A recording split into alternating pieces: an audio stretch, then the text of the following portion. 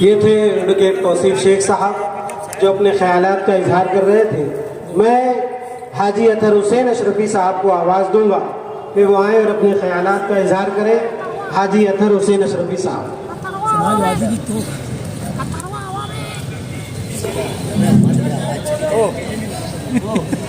बिस्मिल्लाहिर्रहमानिर्रहीम। अल्हम्दुलिल्लाहि रब्बिल आलमीन वस्सलातु वस्सलामु अला अशरफिल अंबियाए हबीबिल मुख्तार। ये आज का जो प्रोग्राम है ये गैर सियासी है, लेकिन खिदमत खल्क़ करने के लिए, इंसान को इंसानियत से हमदर्दी बताने के लिए इस देश में किसी न किसी सियासी जमात को, तंजीम को आगे आना पड़ेगा। तो यहाँ सियासी जमात के मीर कारवां, शहर के दर्द रखने वाले समाजी खिदमतगार मोहतरमा शान हिंद साहिबा, मुस्तकीम डिग्नेडी साहब और इस तंजीम के मीर कारवां, रहबरे कारवां मोहतरुल मुकाम शेख आसिफ साहब और इन दोनों लीडरों के तमाम कार्यकर्ता, आज का ये प्रोग्राम जो है शहर को जगाने के लिए, शहर को बेदार करने के लिए, ये हारे हुए लोग शहर की हमदर्दी में खड़े हैं।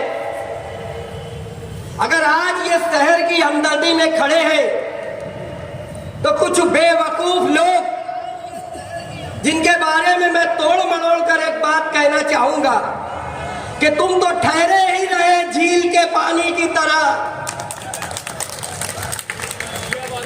जिंदा जमीन होते तो तेरे आंसू इन मजलूमों की आंख से निकल सकते थे। तुम तो ठहरे रही बेजमीरों की तरह। अगर जमीर जिंदा होता तो कुछ कर सकते थे। तुम तो मुर्दा दिल हो और मेरे से ज्यादा कोई नहीं जानता।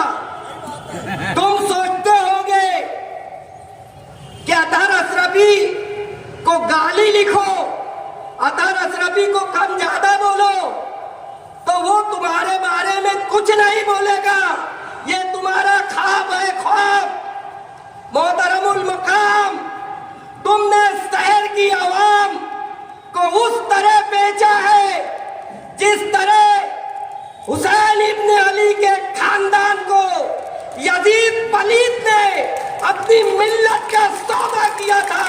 आज उसी तरह तुम उस यजीदी किरदार को अदा कर रहे हो, मिल्लत को बेचकर। मेरे अजीज दोस्तों, मैं मुबारकबाद दूंगा शेख आसिफ साहब को कि उन्होंने कौम का दर्द रखने के लिए इलेक्शन के कुछ महीने के बाद जो एक दूसरे को खिलाफ में बोलते थे, उन्होंने सब भूलकर हमारे समाजवादी पार्टी के लोगों के पास आदमी भेजा। दुश्मनी नहीं निकाले। दुश्मनी निकालने वाला कौन है? हमें तुम खूब गाली दो, हम एक अल्फाज सफाई में नहीं कहेंगे इंशाअल्लाह, लेकिन खुदारा कौम का सौदा मत करो। जब बात करनी थी तो सोबताई बचाओ किस बिल में घुसी हुई थी। आज तुमको दर्द आया है प्रेस कॉन्फ्रेंस लेने का। क्यों? तुम मजदूरी कर रहे हो, तुम नक्काल हो और नक्काली भी तुम ढंग से नहीं कर पा रहे। आज फारूक फिरदौसी साहब कह रहे थे, एडवोकेट वकील साहब कह रहे थे, 100 जगह, मैं बोलता हूं ईमानदारी से, आप गिन लो, वो 100 जगह भी नहीं निकलेगी, उसमें भी मक्कारी है। मेरे अजीज दोस्तों, बहरहाल आज जिस हालात से हमारा शहर गुजर रहा है, ये सूफी और संतों का देश है, ये वली अल्लाह का शहर है, लेकिन इस वली अल्लाह के शहर में रावण के कदमों की आहट महसूस हो रही है। इसलिए मैं पुलिस डिपार्टमेंट से कहना चाहता हूं, किसी के दबाव में काम मत करो, किसी की चमचागिरी में काम मत करो। हम अभी यहाँ मालेगांव में अभी सियासी बेदारी मौजूद है। इंशाअल्लाह ताला ये वो लोग हैं, कहा जाता है, मैं माजरत के साथ कहता हूं, किसी ने कहा कि मरहूम शेख रशीद साहब फटी कपड़े में आए थे मालेगांव। मैं भी कहता हूं, अरे वो फटे कपड़े में आकर उस अपनी फटी झोली में शहर के आवाम की लाज रखे और आज उनका बेटा मिल्लत को बचाने के लिए मुस्तकीम का हाथ पकड़कर शहर को बचाने आया है और तुम उसके प्रोग्राम के साथ 420 करके उसको मटिया बील करने की साजिश कर रहे हो। ये शहर को सोचना होगा, ये शहर को समझना होगा। मेरे अजीज दोस्तों, मैं इस माइक के जरिए अपने शहर के उलमा से कहता हूं कि अगर हमारे शहर की एक बेटी नदी के उस पार या किसी ग्राउंड में बुर्खा पहनकर जाती है तो हम सब मचल जाते हैं, मिल्लत की आबरू की दुहाई देते हैं। अरे आज 2 खातून सेंट्रल जेल में बंद है तो आपकी आवाज किस दबाव में खामोश है? क्या वो आलिमा होती, क्या वो कारिया होती, क्या वो दर्स कुरान वाली होती, जभी हम बोलते वो गरीब की इज्जत नहीं है क्या? मेरे अजीज दोस्तों, मेरे भाइयों, समझो और लोगों को समझाओ। ये सिर्फ आसिफ शेख की जिम्मेदारी नहीं है, मुस्तकीम की जिम्मेदारी नहीं है, इनके कार्यकर्ता की जिम्मेदारी नहीं है। इस वक्त मालेगांव के एक फर्द की जिम्मेदारी है। वो लोगों को समझाओ, अगर आज नहीं जागे तो याद रखो आने वाली नस्ल को तुमको हिसाब देना पड़ेगा। अपने जमीर से पूछो, यकीनन हम धोखा खा गए, इसका हम एतराफ करते हैं। मेरे अजीज दोस्तों, ऐ मेरे साथियों, आज उन बहन बेटियों का सोचो जो जेल में है, उनके बच्चे। मैं एक मौके पर गया कोर्ट में, तो आसिफ शेख और मुस्तकीम के पास वो बच्चे हसरत भरी निगाह से इनको देख रहे थे कि यही साहब मसीहा बन के आए हमारे घर की अम्मा और बहन को चुराने के लिए। वो छोटे छोटे बच्चे, ओ बेज़मीरों, हार और जीत अल्लाह के हाथ में है। आज कहा जाता है कि मुसीबत आई नहीं है, मुसीबत लाई गई है। तो जिनके पास कुछ नहीं है वो मुसीबत लाने की ताकत रखते हैं। अगर तुम दयानतदार हो तो तुम मुसीबत को दूर करके बताओ, जब समझेंगे कि तुम हक परस्त हो, तुम मिल्लत फरोश नहीं हो। किस सुमैया किस खेत की मूली का नाम है? अरे वो चपरासी भी नहीं है तो इतना ढंग कर रहा है। तुम एले में हो, तुम एमएलए हो, तुम्हारे साथ में खासदार है, उसके आंचल का पर्दे का साया लेके तो कुछ करो। अपनी बेटियों को बचाओ, अपनी बहनों को बचाओ, तो आने वाली नस्ल तुम्हें माफ नहीं करेगी। याद रखना, ये मुसीबत कोई और की नहीं, तुम दोनों की लाई हुई मुसीबत है, जिसे ये अमर और अकबर मिलकर इंशाअल्लाह दूर करेंगे। सलाम अलैकुम। तूने समझा ही नहीं अपनों की अजमत क्या है, तूने समझा ही नहीं अपनों की अजमत क्या है। अब मुसीबत में अगर तू है तो हैरत क्या है? तुझको बाजार में लाने का सबब ही मैं हूँ, तू बताएगा अब मुझे मेरी कीमत क्या है। मुस्तकीम डिग्नेटी साहब को आवाज दे रहा हूँ, पुरजोर तालियों में इस्तेमाल करें।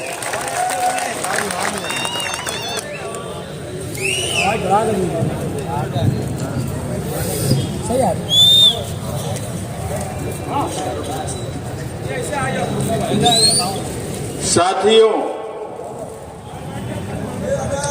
शहर को साथ देने का वक्त आ गया है। हम ना किसी इलेक्शन के लिए वोट मांगने के लिए आपसे कह रहे हैं, ना हम आपसे चंदा मांग रहे हैं। मगर जो हालात शहर के बने हैं, सही मायनों में वो हालात बड़े संगीन हैं। आप लोगों का साथ चाहिए, शहर के समाजी तंजीमों का साथ चाहिए, शहर के सरकर्दा अफराद का साथ चाहिए, शहर की आवाम का साथ चाहिए, शहर की मेरी माएँ बहनों का साथ चाहिए। आज माइनॉरिटी डिफेंस कमेटी की ये पहली मीटिंग है।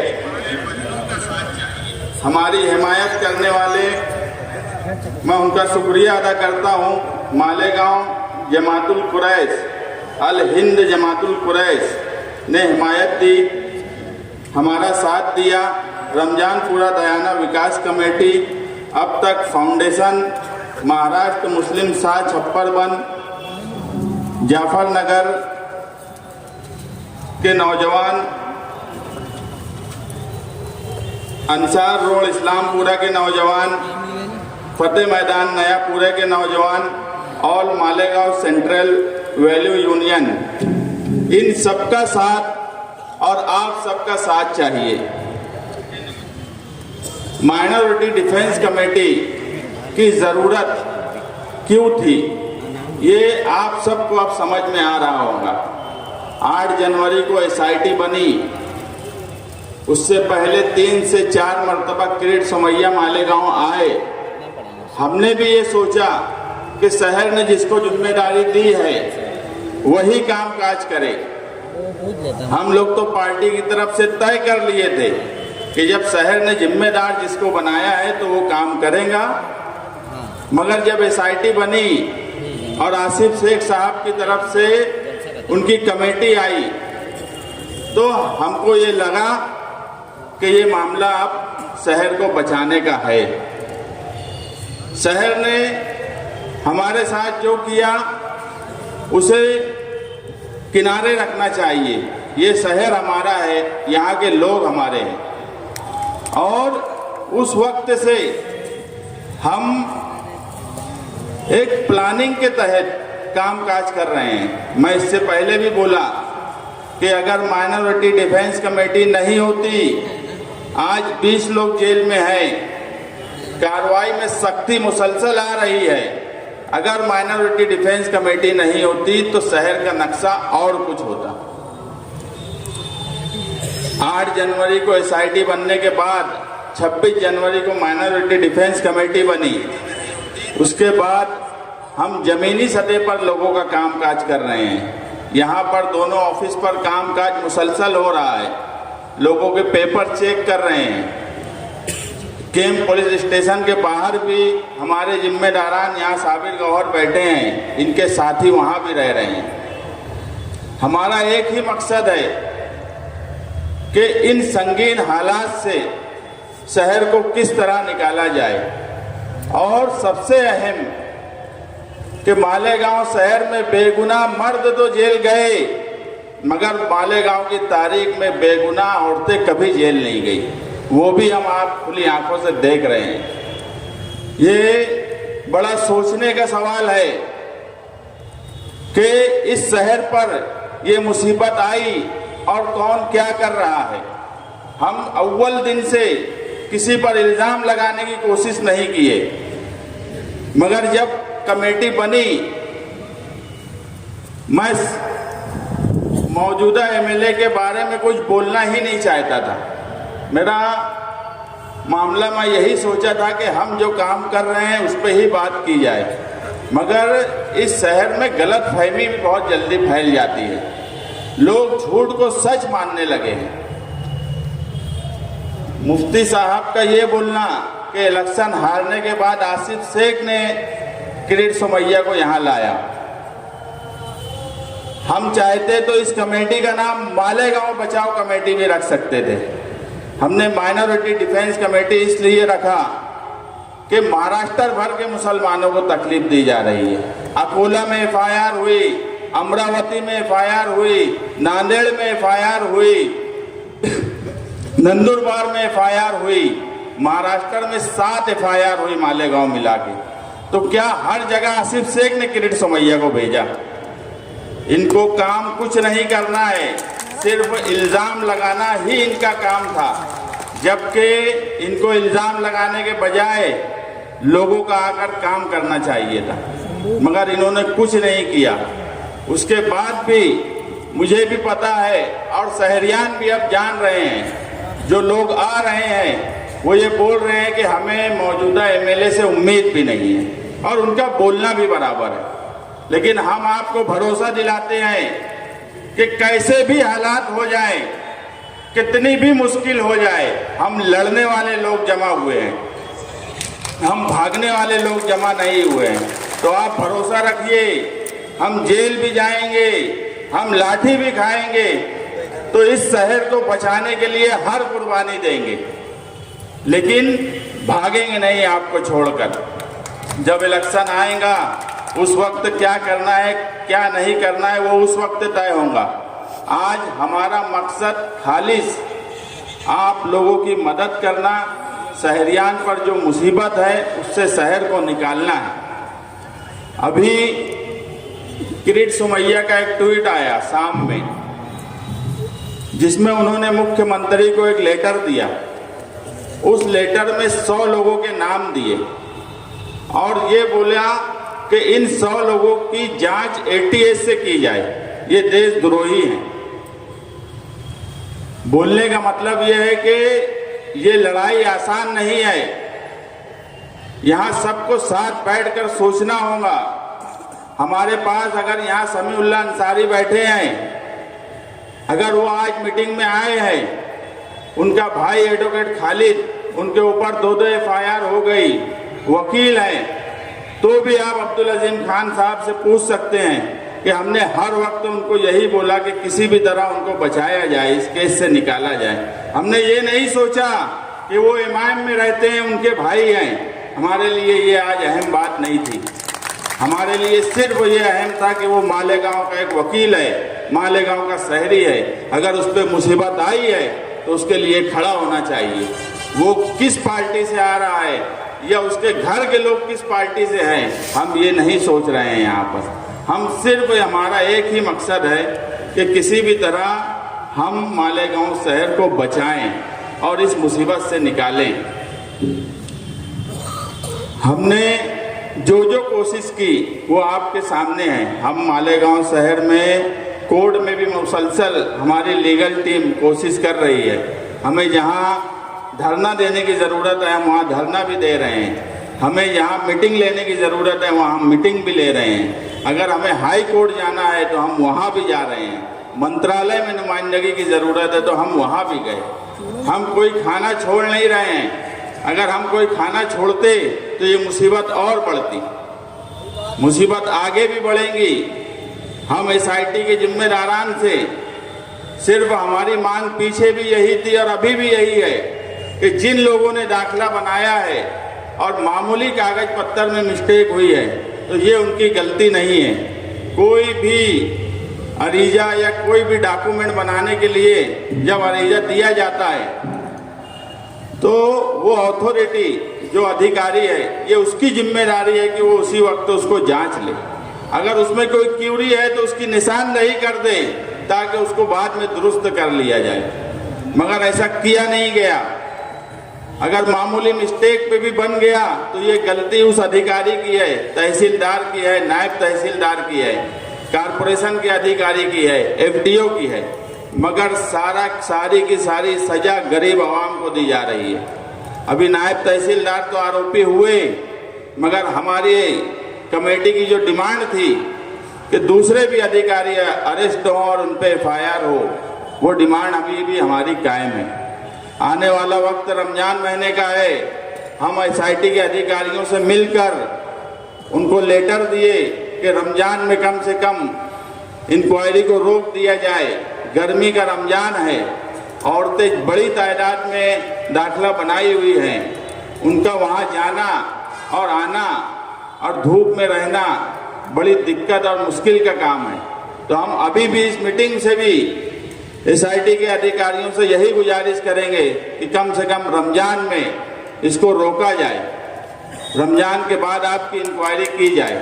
नहीं तो जो औरतें हैं उनकी इंक्वायरी रमजान में नहीं होना चाहिए, ये हमारी डिमांड है।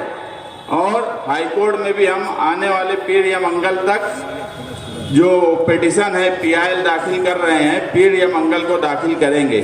आप लोगों से सिर्फ यही गुजारिश है कि आप देखिए, समझिए कि शहर को क्या जरूरत है और कौन क्या कर रहा है। इस शहर में जब भी 12 नवंबर का वाकया हुआ, उस वक्त भी हमने अलग अलग प्लेटफॉर्म से कोशिश की, लोगों की मदद की, मगर इस शहर में जब भी मुर्गे ने बांग दिया, शहर को मुसीबत में ही डाला। 12 नवंबर के वक्त एक बांग दी गई कि पत्थर थे नहीं, लाए गए थे, 120 भी लगा। 10 फरवरी को उन्होंने कहा कि लोग खीसे में स्टाम्प लेकर घूमते थे, लोग बोगस कागज बनाते थे। जब 10 फरवरी को इनका ये बयान आया तो 13 या 14 फरवरी को 120 भी, जो अभी नई कलम में 61(2) है, वो लगाई गई।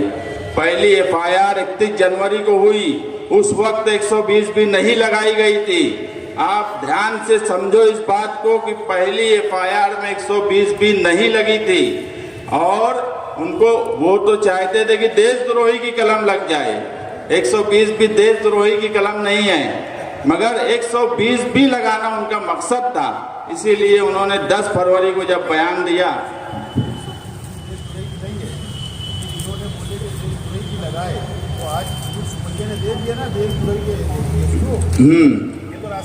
जब इन्होंने कल बयान दिया कि देशद्रोही की कलम 120 भी लगी है, वो प्लानिंग की कलम है। और आज जो किरीट सोमैया का मुख्यमंत्री को लेटर गया, उसमें उसने कहा कि ये 100 लोग देशद्रोही हैं।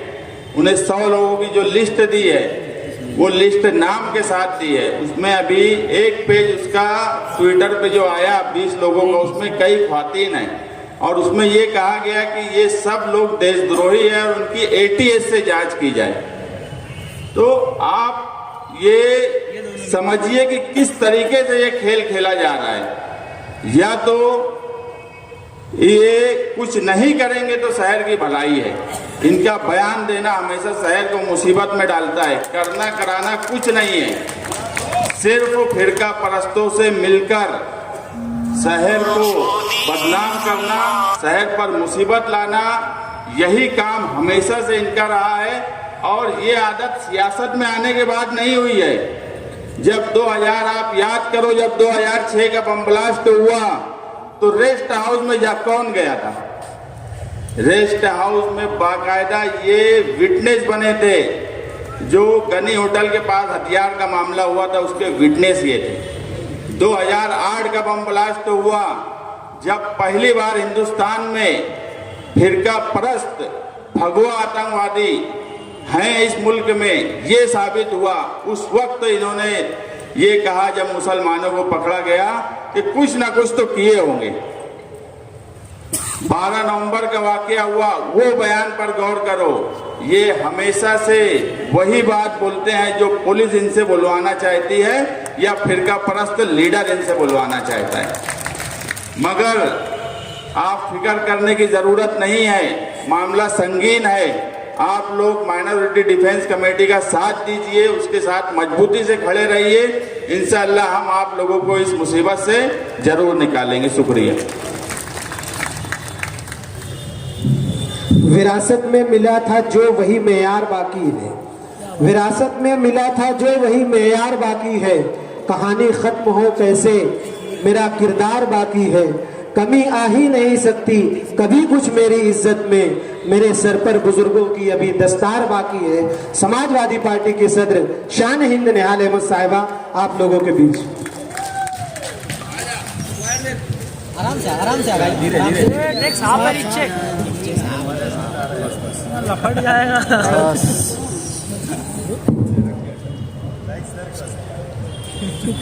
बड़ी करो। जनाब सदर साहब, माइनॉरिटी डिफेंस कमेटी के जिम्मेदारान और आप साथियों, आज माइनॉरिटी डिफेंस कमेटी की पहली आवामी मीटिंग, इसको रखना, इसका मकसद हम आपके सामने तकरीर करें, ये नहीं था। इसका मकसद ये था कि हम लोग मुसलसल जब से नोटिस शहरों में बढ़ रही है, शहर में बढ़ रही है, मुख्तलिफ इलाकों में लोगों की बेचैनी, लोगों की तकलीफ़ इतनी ज़्यादा है, घबराहट इतनी ज़्यादा है कि इनको कहीं जमा करके उनसे हौसले की बातें करना और हौसले की बातें करके उनको यकीन दिलाना कि अगर एक तकलीफ़ हमारे शहर पर आई है तो जहाँ कोई मस्खरा ये बोलता होगा कि लोग खुशी से नोटिस कबूल कर रहे हैं और खुशी से एसआईटी के पास जा रहे हैं, हम देखते हैं लोगों की कैफियत। जब लोग आते हैं उनकी परेशानी क्या होती है। कल मैं मौलाना जाहिद नदवी बैठे थे, एक खातून थी, उसने नकाब भी नहीं खोला था और मुझसे पूछा वो लोग मारेंगे तो नहीं। इस कदर का खौफ है, लेकिन मैसेज ऐसा दिया जा रहा है कि लोग कबूल कर रहे हैं और खुशी खुशी लोग जा रहे हैं, ये कतई गलत है। लोगों की तकलीफ़ को हम महसूस कर रहे हैं, इसलिए आप लोगों को यहाँ जमा करने का मकसद ये था कि आप मुतमईन रहें। हम एक मस्खरे की बात में आकर मालेगांव शहर को अकेला नहीं छोड़ेंगे। हमारे भले ही सियासी तौर पे इख्तलाफात हैं और हमारे नज़रियात कहीं अलग होंगे, लेकिन जहाँ शहर के ऊपर आफत आएगी, जहाँ शहर के लोगों को बिला वजह फंसाया जाएगा, वहाँ हमारे सियासी इख्तलाफात, हमारी सियासी राय, हमारे नज़रियात अलग रखकर हम सबसे पहले मालेगांव शहर के शहरी होने का हक अदा करेंगे। ये बताने के लिए आज की मीटिंग यहाँ रखी गई। ये भी एक मकसद था कि जिस तरह एनआरसी हिंदुस्तान में लाई गई तो पूरे हिंदुस्तान में लोगों ने उस बात की मुखालफत की और ये कहा कि हम कागज़ नहीं बताएंगे। इसलिए नहीं कहा था कि हमारे पास कागज़ नहीं थे, हम ये बताना चाहते थे कि हुकूमत की ऐसी पॉलिसी जो सिर्फ परेशान करने के लिए, हिंदुस्तान की अक़लियत को परेशान करने के लिए बनाई गई है, हम उसकी मुखालफत कर रहे हैं। और आज ये मीटिंग का मकसद यही है कि अगर हुकूमत महाराष्ट्र की तरफ से एसआईटी बनाई गई और वो हमारे ऊपर कागज़ का दबाव डाल रही है, तो जहां हम एक वक्त कहा करते थे कि हम कागज़ नहीं बताएंगे, आज हम इतने मजबूर हो गए हैं कि हम कागज़ लेकर उनके दरवाजे पर खड़े हैं। तो कहीं ना कहीं मैं ये मानती हूँ कि जिस तरह सिर्फ मालेगांव ही नहीं, महाराष्ट्र के मुख्तलिफ शहरों में 7 से ज़ायद FIR दर्ज हुई है, वो कहीं ना कहीं जो एनआरसी की शुरुआत का एक माहौल बनाया जा रहा है, जहां हम ये बोलते थे कि हम कागज़ नहीं बताएंगे, उस चीज़ को ख़त्म करने का एक तजुर्बा गाह मालेगांव बना। आप ये समझ लो कि 4000 लोगों में अगर नोटिस तकसीम होगी तो वो सिर्फ 4000 लोग नहीं हैं जिनका आप डेटा वहाँ दे रहे हैं। एक औरत अगर है, वो अगर अपने पेपर्स लेकर जाती है तो अपने शौहर का पेपर लेकर जा रही है, अपने वालिद का पेपर लेकर जा रही है, अपने भाई का लेकर जा रही है, दादी दादा और ससुराल वालों का लेकर जा रही है। तो सिर्फ 4000 नोटिस नहीं है, ये एसआईटी वो डेटा जमा कर रही है जो तकरीबन एक नोटिस के साथ 5 से 6 लोगों का डेटा जमा होता है। और हम हमेशा से 2014 से जब से बीजेपी हुकूमत हिंदुस्तान में आई है, हम उसके किरदार के ताल्लुक से मशकूक हैं, क्योंकि अगर वो कोई का एजेंसी बनाती है जांच की तो उसकी नीयत जो होती है वो जांच करने की नहीं होती, उसकी नीयत होती है कि अक़लियत को परेशान किया जाए, फंसाने के लिए वो एजेंसीज बनाती है। इसलिए अगर मालेगांव शहर में सिर्फ 4000 नोटिस का मामला नहीं है, उसके साथ मैं यकीन जानो, आप जो लोग पेपर देख रहे हैं उनसे समझो कि एक डॉक्यूमेंट के साथ, एक नोटिस के साथ हम 5 से 7 लोगों का डेटा दे रहे हैं। ये डेटे का इस्तेमाल वो क्या करेंगे, ये हमारे लिए सोचने की बात है। आज जब हम कागज़ वहाँ दे रहे हैं तो हमको किसी तरह की वो रिसीव्ड कॉपी नहीं दे रहे, ना वो हमको कोई क्लियरेंस दे रहे हैं, वो जांच कर रहे हैं, वो रिपोर्ट बना के हुकूमत के सामने पेश करेंगे।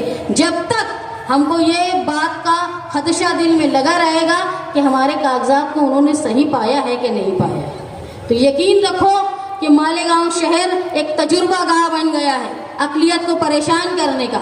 और उसकी वजह है जो पार्लियामेंट के टाइम में हमारे यहाँ इलेक्शन हुआ और नतीजा बीजेपी के जो सोच थी उसके बिल्कुल खिलाफ रहा। उसके बाद जब असेंबली का इलेक्शन आया तो जहां बीजेपी ने अपनी बी टीम भेजी, वहां जिस तरह बीजेपी एक तरफ माइनॉरिटी को मुत्तहिद करने के लिए फिरका परस्ती करती है, उसी तरह मेजॉरिटी को परेशान करती है, माइनॉरिटी को परेशान करती है। उसी तरह जो बी टीम है वो एक तरफ से नारे ऐसे लगाती है जिसकी वजह से दोनों में फर्क ज़्यादा पड़े और मालेगांव शहर को ये तजुर्बेकार बनाया गया है। एक तो हमारे पार्लियामेंट के इलेक्शन में एक तरफा वोटिंग और दूसरा असेंबली के इलेक्शन में हमारे पार्टी ये जो यहाँ की बी टीम थी बीजेपी की, उन्होंने मजहबी नारे लगाए जिसकी वजह से आज हम लोगों के नज़र में आ गए हैं फिरका परस्तों की। तो आज वक्त ये है कि हमको समझदारी से फैसला करना है, हमको जज्बाती होकर कोई मस्करे के जैसा कोई भी बयान नहीं दे देना है जिसकी वजह से आवाम को तकलीफ हो। आज आप देख रहे हैं कि मालेगांव शहर की 2 खातून जो हैं वो 20 दिन से ज़्यादा हो गया है वो जेल में है, जिनके मासूम बच्चे आज उनका इंतज़ार कर रहे हैं। रमज़ान करीब है और उनके घर वालों में बेचैनी बढ़ रही है। FIR में मुसलसल खवातीन का नाम आ रहा है। तो मैं माइनॉरिटी डिफेंस कमेटी के जिम्मेदारान से इस बात की इजाज़त चाहती हूँ कि मैं और हम माइनॉरिटी का डिफेंस कमेटी की तरफ से एक बात पूरी तरह साफ बता दें पुलिस डिपार्टमेंट को कि अगर रमज़ान के महीने में या अभी से लेकर आखिर तक रमज़ान के महीने तक उन्होंने किसी भी खातून को गिरफ्तार किया तो चाहे वो रमज़ान का महीना हो, हम सब खवातीन मिलकर मालेगांव शहर की एहतजाज करेंगे। मैं यहाँ जो आए हुए मर्द हैं उन लोगों से दरख्वास्त करती हूँ कि वो अपने घर की खवातीन को ये मान ले कि अगर एक औरत शहर की जाती है तो वो कहीं ना कहीं हमारी कोई अपनी है और जब उस पर आफत आएगी तो सबको मिलकर एहतजाज करना है। आप लोग जो काम कर रहे हैं, मैं मुसलसल बोल रही हूँ, जो डेटा हमारा SIT में जमा हो रहा है उसका क्या इस्तेमाल होगा उसको आप सोचिए और ये भी समझिए कि ये आफत जो हमारे ऊपर आई है इसको ये बोलेंगे कि इन्होंने लाया उन्होंने लाया। मुसलसल महाराष्ट्र के मुख्तलिफ इलाकों में भी हो रहा है जिसको हम देख रहे हैं कि बड़ी आबादी मालेगांव में है, इसलिए निशाना बनाने की ज़रख़ेज़ जगह मालेगांव, लेकिन दूसरे शहर भी इस चीज़ से महफूज नहीं है। तो ऐसे मस्खरों की बात में आने की बजाय अपने तहफ़्फ़ुज़ का इंतज़ाम अपने कागजात को महफूज करके आप करें। जिस तरह यहाँ राष्ट्रवादी भवन में और समाजवादी की ऑफिस में कागज़ की जांच हो रही है, आप आएँ। मैं देख रही हूँ कुछ लोग आते हैं, हम लोगों से मुलाकात करते हैं तो क्या नहीं बोलना है वही वो बोल देते हैं। इसलिए ज़रूरी है कि आप लोग आकर समझें। मैं मानती हूँ कि अगर हमारा टेबल यहाँ लगा नहीं होता तो कम से कम गलत बयानी की वजह से 50 से 60 लोग और FIR में होते। तो ये काबिल मुबारकबाद है डिफेंस कमेटी जिसने मालेगांव शहर के लिए एक कदम उठाया है। मैं ये जानती हूँ कि ये लोग जो कदम उठा रहे हैं, जब हुकूमत की सख्ती आएगी तो याद रखना ये दोनों भी कहीं ना कहीं और कमेटी के जिम्मेदारान भी कानूनी पकड़ में आएंगे। इसलिए ज़रूरी है कि आवाम ने इनका साथ देना चाहिए, इनको इतना ताकतवर करना चाहिए ताकि आने वाली मुश्किलात के वक्त हुकूमत और पुलिस डिपार्टमेंट ये याद रखे कि मालेगांव शहर में अगर कोई बड़ी कार्रवाई होगी तो यहाँ लॉ एंड ऑर्डर का मामला आएगा। इसलिए वक्त है कि हमको मुत्तहिद होना है और जो लोग काम करते हैं उनको याद रखो। हम उन लोगों को सिर्फ होली और पोशाक से अपना नुमाइंदा चुनते हैं जो हुकूमत के दलाली करते हैं, ये याद रखो। ये हमारे लिए इब्तिदा है, आने वाला वक्त और संगीन ना हो, इसीलिए हम होश में रहें, अपने कागजात दुरुस्त रखें और सही राह पर चलाने वालों का मशवरा लें। ये आपसे मेरी दरख्वास्त है। आप लोगों ने बोलने का मुझे मौका दिया, मैं आपकी शुक्रगुजार हूँ। अच्छे शरीफ लोग तो हैरत में आ गए, अच्छे शरीफ लोग तो हैरत में आ गए, कितने अजीब लोग हुकूमत में आ गए। और मुखबिर पुलिस के जितने थे इस दौर में बिलाल, मुखबिर पुलिस के जितने थे इस दौर में बिलाल, कुर्ता किलिश का पहना सियासत में आ गए। आसिफ शेख रशीद साहब आपके रूबरू।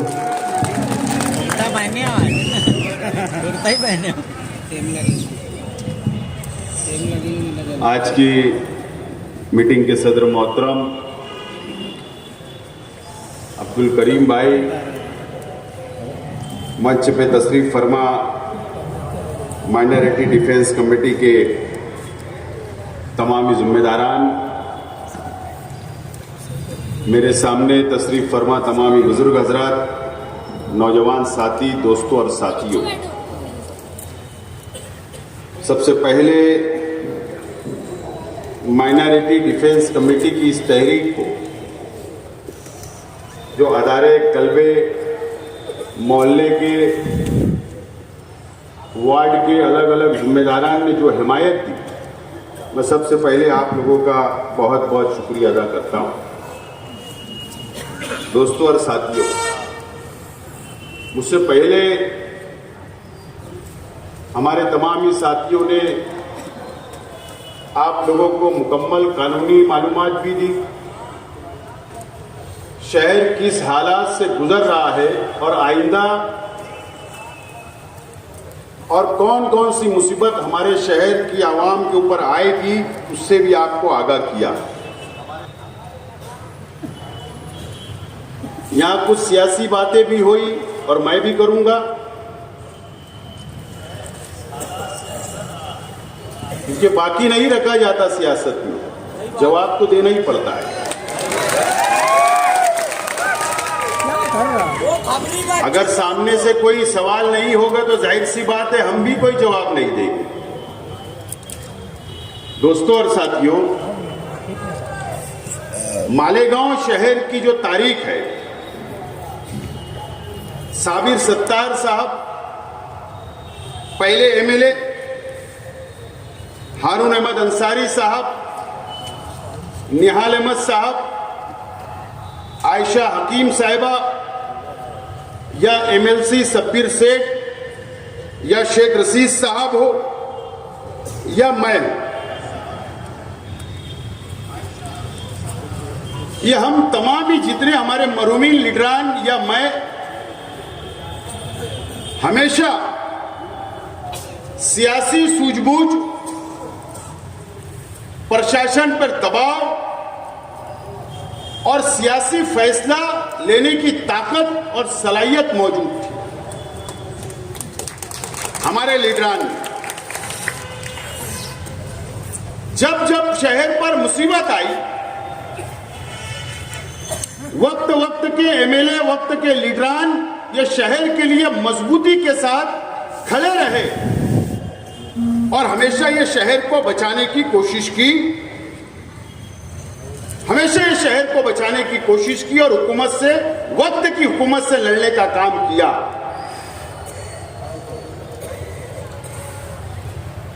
शहर के अंदर जहां मजहबी सियासत, मजहबी शख्स सियासत के अंदर एंट्री हुई,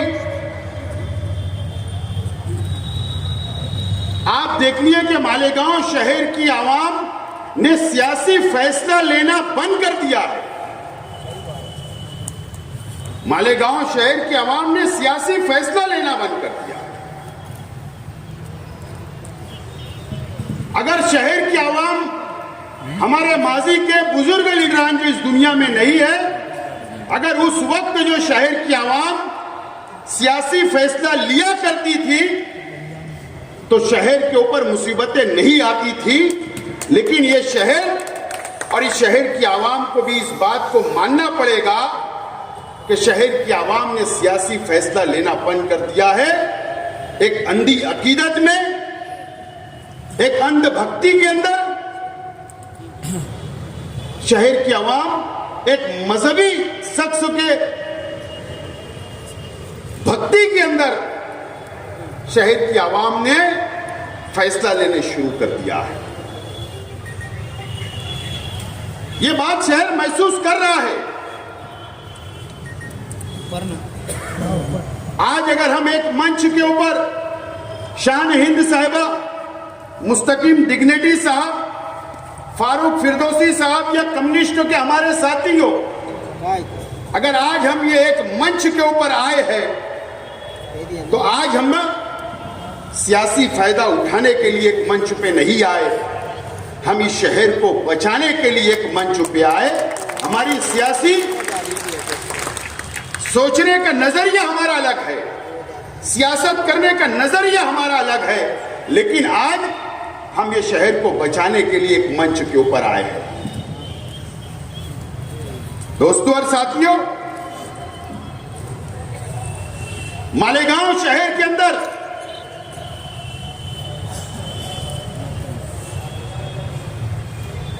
और ये धुलिया लोकसभा का जब चुनाव हुआ, आज से 8 महीना 9 महीना पहले,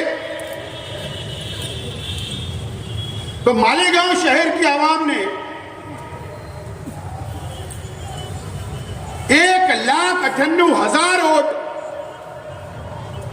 कांग्रेस पार्टी के उम्मीदवार डॉक्टर शोभा बच्छाओ को दिया।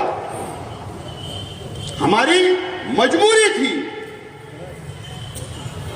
कि हम बीजेपी को नहीं चाहते, हम इस मुल्क के अंदर बीजेपी का हुकूमत का खात्मा करना चाहते थे।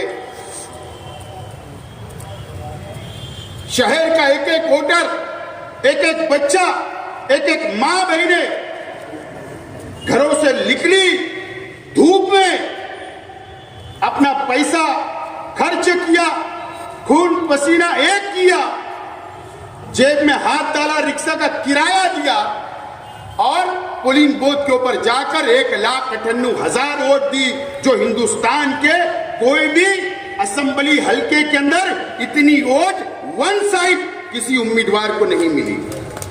किसी उम्मीदवार को हिंदुस्तान के अंदर नहीं मिली, कोई भी पार्लियामेंट हल्के के अंदर।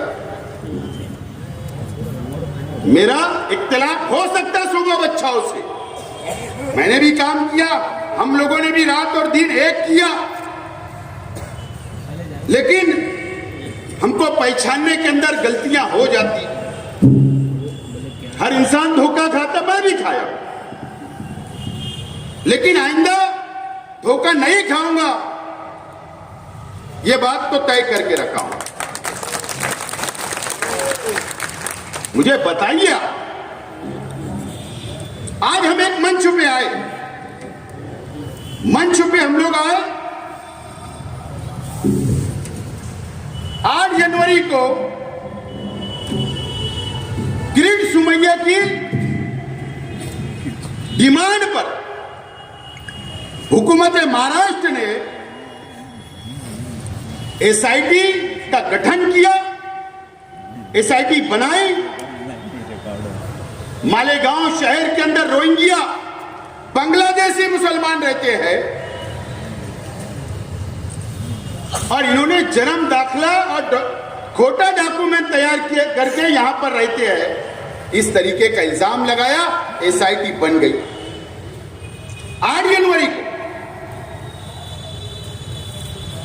21 जनवरी को हुकूमत महाराष्ट्र ने 5 साल के बच्चे, 4 साल के बच्चे हो या 100 साल का बुजुर्ग हो, उसका जन्म दाखिला अब नहीं बनेगा, अब कोई नया एफिडेविट नहीं होगा, कोई प्रोसीजर नहीं होगा। हुकूमत महाराष्ट्र ने स्टे लेकर आ गई, हुकूमत महाराष्ट्र ने स्टे ले आई, स्टे लग गया, एक दाखिला भी अब नया नहीं बन रहा है, एक दाखिला भी नया नहीं बन रहा है। मैं तरतीब वाइज आपको समझाना चाहता हूं।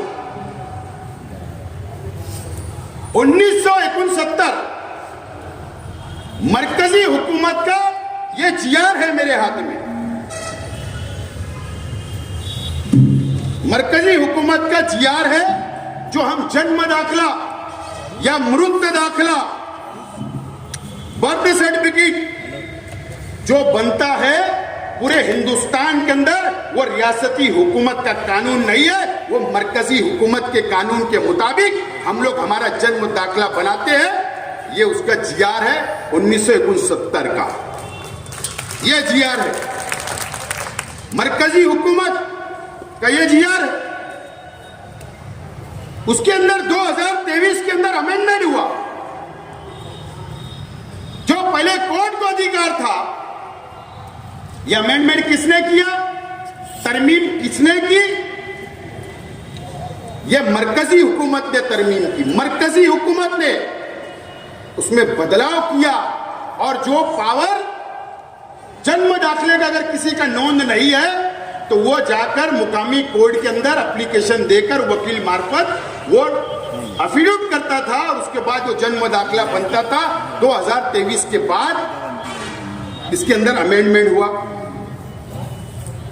ये किस मरकजी हुकूमत, आप मुझे बताइए कि कल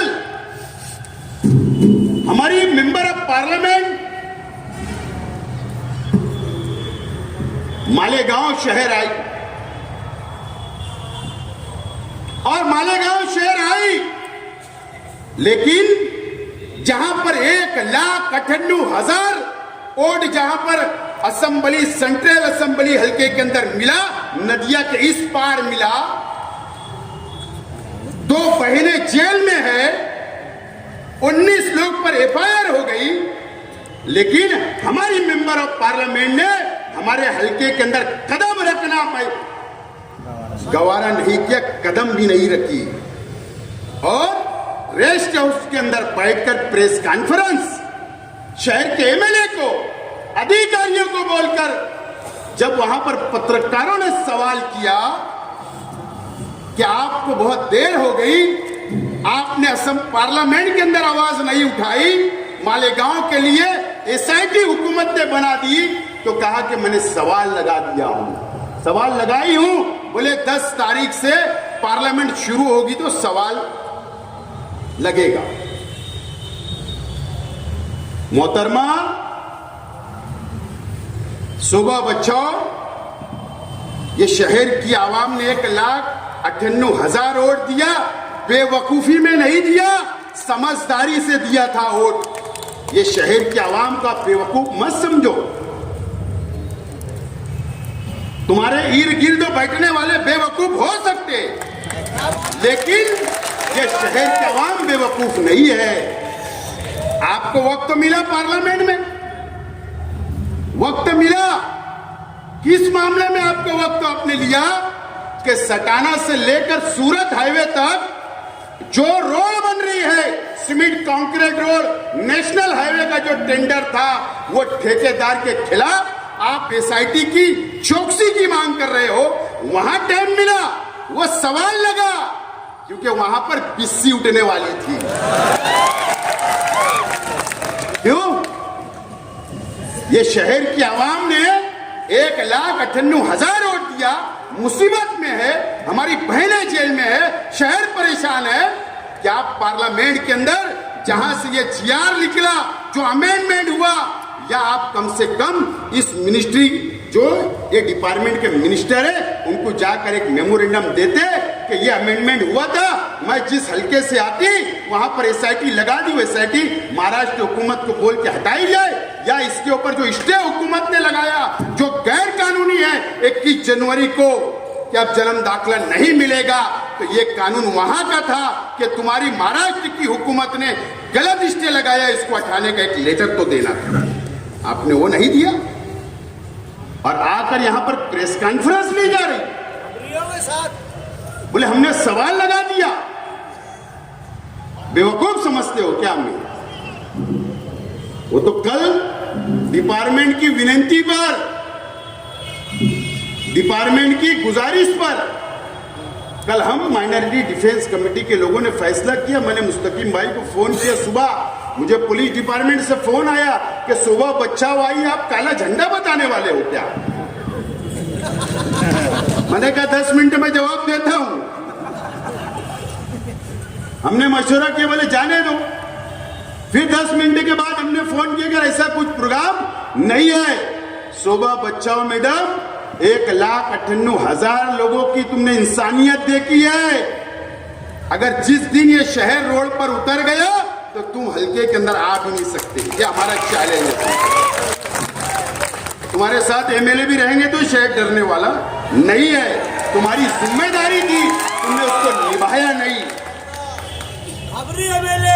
अब हमारे शहर के एमएलए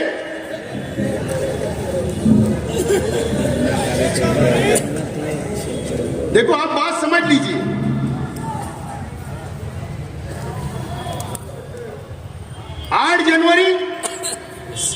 एसआईटी बनी, उससे पहले ग्रेट सुमैया 1 नहीं 2 नहीं 3 टाइम दौरा करे। वो आदमी प्रेस कॉन्फ्रेंस लेकर, बंबई में प्रेस लेकर, मालेगांव में प्रेस लेकर बार बार आता रहा। तुमने आवाज नहीं उठाई। एसआईटी बन गई। मेरा सवाल है, शहर की आवाम, उनका गिरबान पकड़कर पूछिए कि एसआईटी बनी, आप मुंबई गए क्या? आप गृह मंत्री को मिले क्या? आप वजीर आला को मिले क्या? मुस्तकीम डिग्निटी साहब बहुत संभल के बोल रहे हैं, नहीं तो 2019 का जिस दिन निकाल आया वो कहां पर मुस्तकीम डिग्निटी साहब के साथ गए तो कभी बताएंगे। कम से कम आप सिंधे साहब के पास चले जाते। एक मेमोरेंडम आपने दिया क्या? क्या एसआईटी क्यों बनाई? मेरे शहर को क्यों तकलीफ दी जा रही? क्यों मेरे शहर की आवाम को तकलीफ दी जा रही? एक मेमोरेंडम उन्होंने नहीं दिया। हुकूमत के पास कोई नुमाइंदगी नहीं। 21 तारीख को स्टे आ गया हुकूमत ने। एक जाकर 21 तारीख के बाद भी इन्होंने कोई एक लेटर वहां पर नहीं दिया। एक लेटर भी नहीं दिया कि आपने स्टे क्यों लगाया। बेवकूफी की तरह, अरे हम तो कोई ओहदे पर नहीं है, हम तो कोई कारपोरेटर नहीं है, ना कोई एमएलए, कोई ना एमपी नहीं है। हम तो ये लड़ाई ईमानदारी से लड़ रहे, प्रशासन पे प्रेशर डाल रहे हैं। ये कल शहर को खुला छोड़कर मां बहनें वहां पर कैंप पुलिस स्टेशन के बाहर धूप में बैठ रही है। यहां पर हमारी दोनों ऑफिसों के ऊपर समाजवादी और राष्ट्रवादी भवन के ऊपर आकर रो रही है, आवाम रो रहे, घबराए हुए हैं। अपना पेपर हम लोग चेक कर रहे, हम लोग जमीन पर काम कर रहे, आवाम की रहनुमाई कर रहे। अगर हम यहां आवाम की रहनुमाई नहीं करते तो यकीन जानो 100 से ज्यादा लोग जेल के अंदर होते। हम तो कर रहे थे, लेकिन ये कल कमिश्नर के पास चले गए। कमिश्नर के पास मेमोरेंडम दे रहे, फोटो निकाल रहे, बोले जन्म दाखिला शुरू करो। अरे वो अधिकारी भी हंसते होंगे, हंसते होंगे कि यार ये शख्स क्या कर रहा है। हुकूमत महाराष्ट्र का स्टे है, बात समझ लो। कमिश्नर ने स्टे नहीं लगाया। ये कमिश्नर को बोलते हैं स्टे हटाओ, जन्म दाखिला शुरू करो। ये शहर की आवाम ने तुमको एमएलए बनाया, वोट दी, आपको नुमाइंदा कारपोरेशन के अंदर नुमाइंदगी करने के वास्ते नहीं, आपको मंत्रालय में जाकर वजीर से मिलकर वहां पर जाकर बोलना चाहिए था कि ये स्टे हटाया जाए। आपने कुछ नहीं किया। 1 महीना गुजर गया,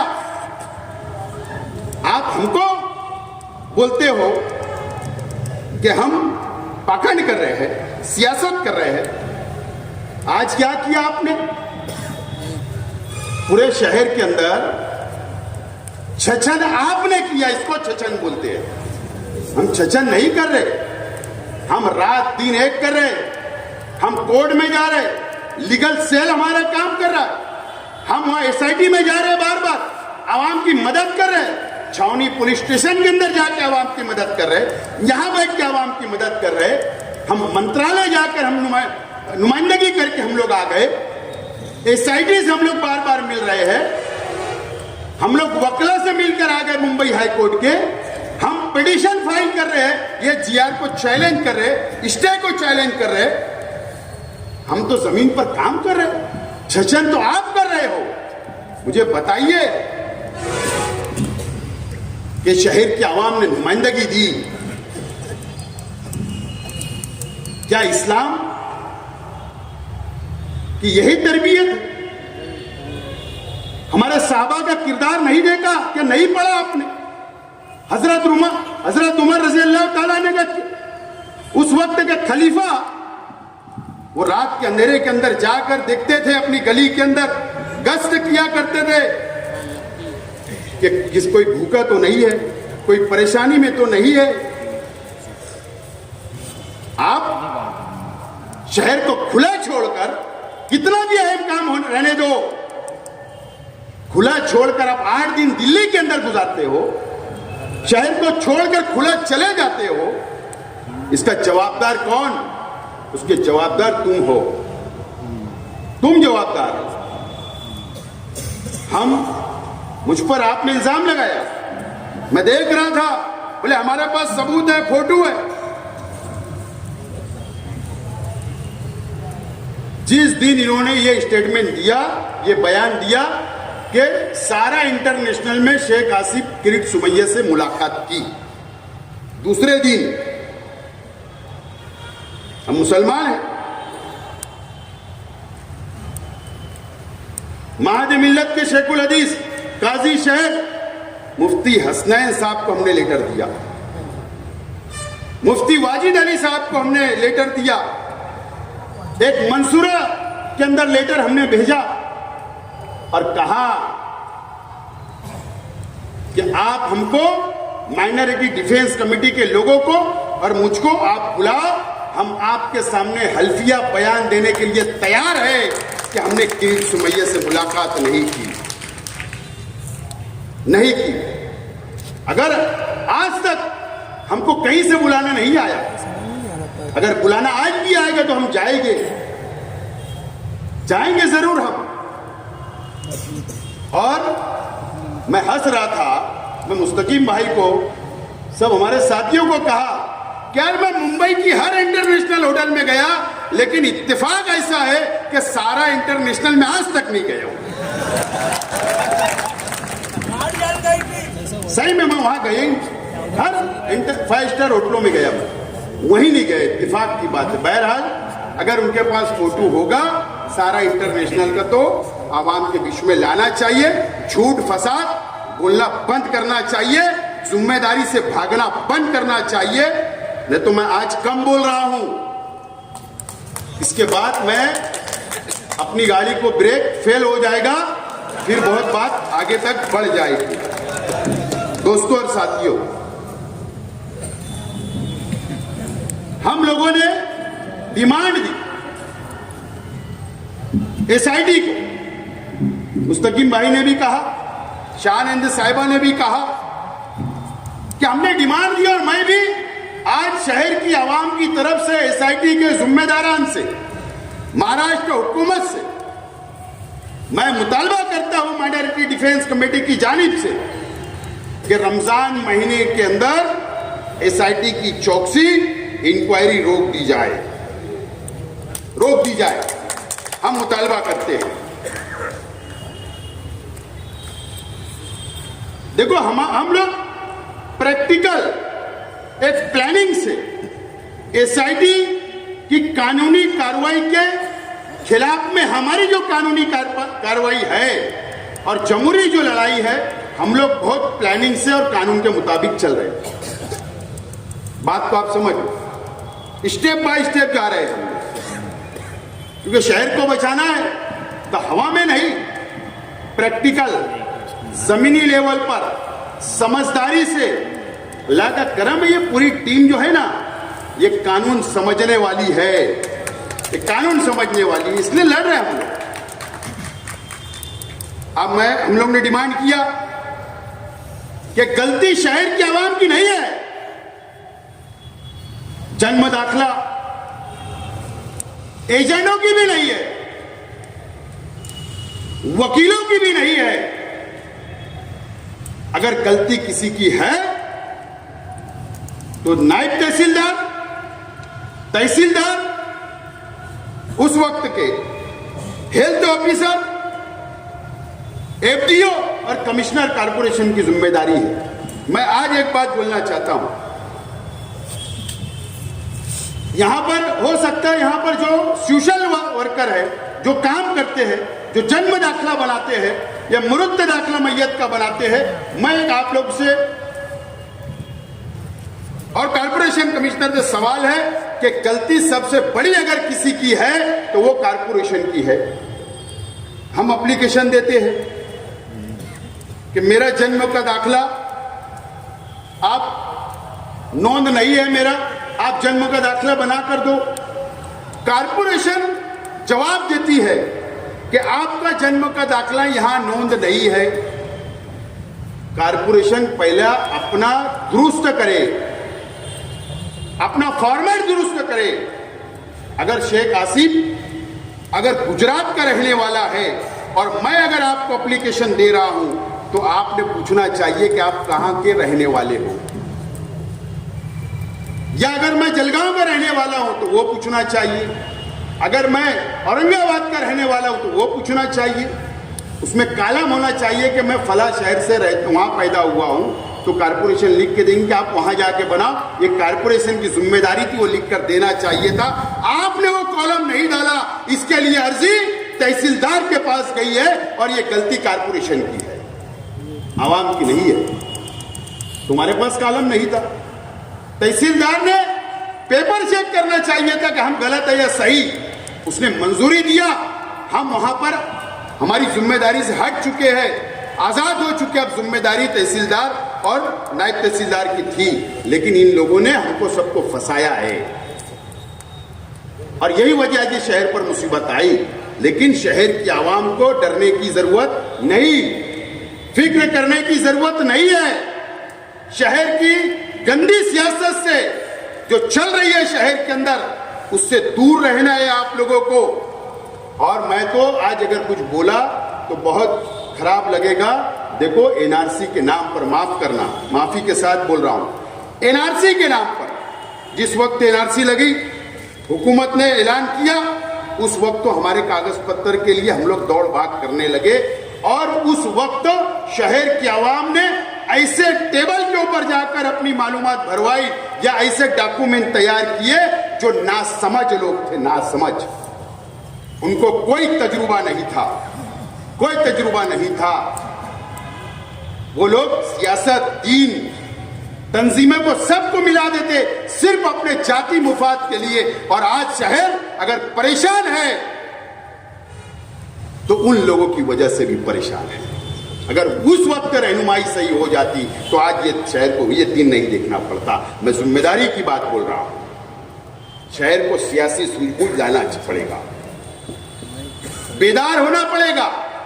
अच्छे अच्छे घराने के लोग हमारे पास आ रहे, रो रहे हैं, उनको समझाना पड़ रहा है।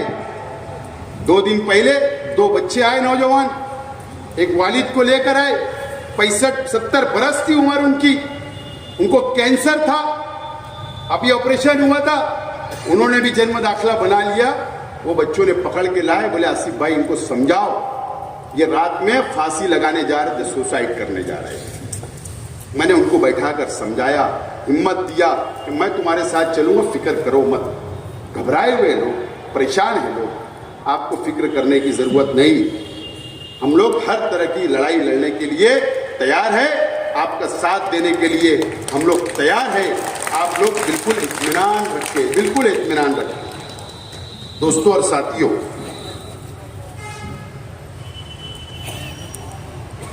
दूसरी बात कि हम लोग आपको अखबारात के जरिए, सोशल मीडिया के जरिए, माइनॉरिटी डिफेंस कमेटी जब भी कोई ऐलान करेगी तो आप लोगों को हमारे ऐलान पर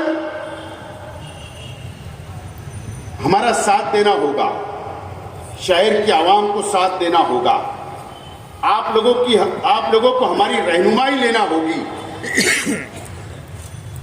ये बात आज मैं आप लोगों से अपील करता हूं कि अगर आपको सही रास्ते पे चलना है, कानूनी रास्ते पे चलना है, अगर ये शहर को बचाना है तो ये जिम्मेदारों को आपको साथ देना है, शहर को साथ देना है। इलेक्शन आएगा जब हम लोग लड़ेंगे, लेकिन आपको साथ देना। दूसरी अहम बात बोलकर मेरी बात खत्म करता हूं, 2 मिनट रह गया। अभी मुस्तकीम डिग्निटी साहब ने कहा कि किरीट सुमैया ने ट्वीट किया, 100 लोगों की यादी आज वो शख्स ने दिया, 100 लोगों की यादी।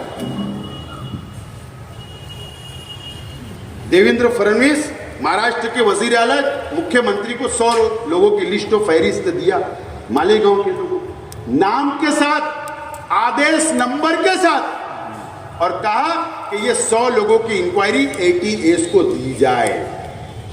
एटीएस म्हणजे क्या पता है? एटीएस पुलिस की एक एजेंसी है, सरकार की एक एजेंसी है। बम ब्लास्ट होता है तो एटीएस इंक्वायरी करती है। देश से गद्दारी कोई करता है तो एटीएस इंक्वायरी करती है। देश के अंदर रहकर कोई देश को बर्बाद या देश को तोड़ने की कोशिश करता है तो एटीएस इंक्वायरी करती है। आप पहले एटीएस को समझें। कहीं ब्लास्ट होता है, कहीं बारूद पकड़ा जाता है, इसला पकड़ा जाता है, हथियार पकड़े जाते हैं तो एटीएस इंक्वायरी करती है। उसको एटीएस बोलते हैं, जो महाराष्ट्र हुकूमत की है और हर हुकूमत ने बना के रखी है। उसकी इंक्वायरी की बात स्क्रिप्ट सुमैया कर रहा है और यादी दी है। मुझे बताओ, वो यादी तो अभी हमने पढ़ा नहीं, अभी हम स्टडी करेंगे। उस पर भी लड़ाई लड़ना है। हुकूमत को क्या है, हुकूमत एक ऑर्डर करेंगी, एटीएस आकर बैठ जाएगी, इंक्वायरी शुरू कर देगी। कौन लड़ेगा? किसकी जिम्मेदारी है? मुझे बताइए आप लोग। ब्लैक बेल्ट जवानी में ले देना, बूढ़े हो जाना कुछ होता नहीं। अरे ब्लैक बेल्ट तो औरतें भी होती है, लड़कियां भी होती है ब्लैक बेल्ट। सिर्फ वो डींग मारना, यूट्यूब पर बयान देने में कुछ होता नहीं। एटीएस से भी मुकाबला करना है, कानूनी और जमहूरी। कौन करेगा? है हिम्मत? है हिम्मत? मुझे बताओ। अभी मैं मुस्तकीम भाई से बोल रहा था कि छावनी पुलिस स्टेशन के अंदर जो लोग आज धरना और छछन कर रहे थे, उनके लोगों को बचाने के लिए खामोशी से जाकर मिलाकर लेके आ जाते हैं। हम शहर के लिए लड़ रहे हैं, हमारे वर्करों के लिए नहीं, शहर की आवाम के लिए लड़ने के लिए खड़े हुए। कौन लड़ेगा? एटीएस से भी लड़ना है, डरना भी नहीं है। दबाव भी आ सकता, हम भी जेल जा सकते, हम पे भी कार्रवाई हो सकती। हमारे पीछे भी परिवार है, छोड़कर शहर के लिए लड़ रहे हैं। 8 दिन 10 दिन बाहर जाकर ऐशो आराम करके नहीं आ रहे, इस शहर के लिए कुर्बानी, वक्त, पैसा, रुपया सब कुछ लगा रहे हैं, शहर के लिए लड़ाए। तो अब शहर की जिम्मेदारी है। सियासी फैसला शहर ने नहीं लिया, ये दिन देखना पड़ रहा है। अपनी जिम्मेदारी से भागना है तो दूसरे पे मंड दो। अंधी अकीदत, अंधे भक्त उलझ जाते। ये तमाम ही चीजें शहर को अब समझना है। मुस्तकीम भाई की मैं तकरीर बार बार सुनता हूं तो बोलते हैं कि शहर के बासाउर लोग, शहर के समझदार लोगों को बेदार होना है। मेरा ऐसा मानना है कि बासाउर एक अलग है, जो शहर को अपने आप में जिम्मेदार बोलते हैं। हर हल्के के अंदर सबसे पहले ऐसी मुसीबत आती तो वही भागते हैं। और गरीब और जाबाज वर्कर आपकी पार्टी के, हमारी पार्टी के, कम्युनिस्ट हो, जो सेकुलर पार्टी के, वही लड़ने के लिए आगे आते हैं। हम जितने हैं बस ये शहर की आवाम के भरोसे हमको ये लड़ाई लड़ना है और जीतना है, और आपको फिक्र करने की कोई जरूरत नहीं। हम लोग आपके लिए हर वक्त तैयार है और लड़ाई के अंदर आपको साथ देना है। शहर के आवाम को आने वाले वक्त में जरूरत पड़ी कि अगर रमजान में अगर ये एटीएस की कार्रवाई, एसआईटी की कार्रवाई नहीं बंद हुई और कोई मुसीबत आई तो लड़ने के लिए, हम रमजान में भी लड़ने के लिए अगर ऐलान करें तो आपको सबको आना है। बहरहाल गुजारिश ये है, एसआईटी से यही गुजारिश है कि शहर का ताना बाना, शहर का लैंड ऑर्डर, हर मजहब का त्यौहार को सामने रखकर, ये जमहूरी मुल्क है, हम संविधान को मानने वाले हैं, कानून को मानने वाले हैं, इस देश से प्यार करने वाले हैं। इसके लिए हमारे साथ भी इंसाफ होना चाहिए। यही सरकार से और एसआईटी से है। आप लोग बड़ी तादाद के अंदर यहाँ पर आए, मीटिंग को कामयाब किया। मैं आप लोगों का बहुत बहुत माइनॉरिटी डिफेंस कमेटी की जानिब से शुक्रिया अदा करता हूँ और मेरी बात को खत्म करता हूँ। शुक्रिया, खुदा। माइनॉरिटी डिफेंस कमेटी जिंदाबाद, जिंदाबाद, जिंदाबाद। माइनॉरिटी डिफेंस कमेटी जिंदाबाद। आसिफ शेख आगे बढ़े, हमारे साथ है। इनकलाब, इनकलाब।